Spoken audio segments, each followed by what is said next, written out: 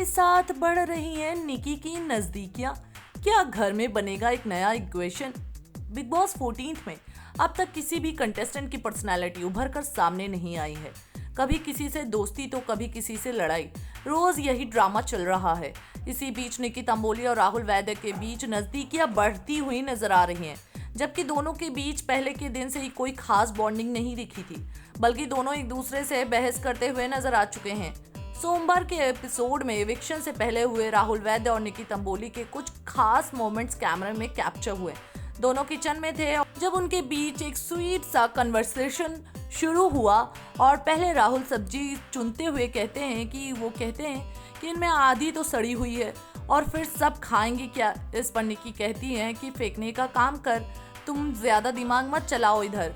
ये कहते हुए निकी राहुल के करीब आ जाती है। इस पर राहुल मुस्कुराते हुए कहते हैं, ज्यादा चिपक मत मुझसे। निकी राहुल को जवाब देते हुए कहती है वो किसी से नहीं चिपक रही है। फिर राहुल कहते हैं तुम पहले तो दोस्त दोस्त कहती हो, फिर ध्यान रख इसका। दोनों की ये मस्ती कहीं उनके बीच बढ़ती हुई नजदीकियों को हिंट तो नहीं दे रही है।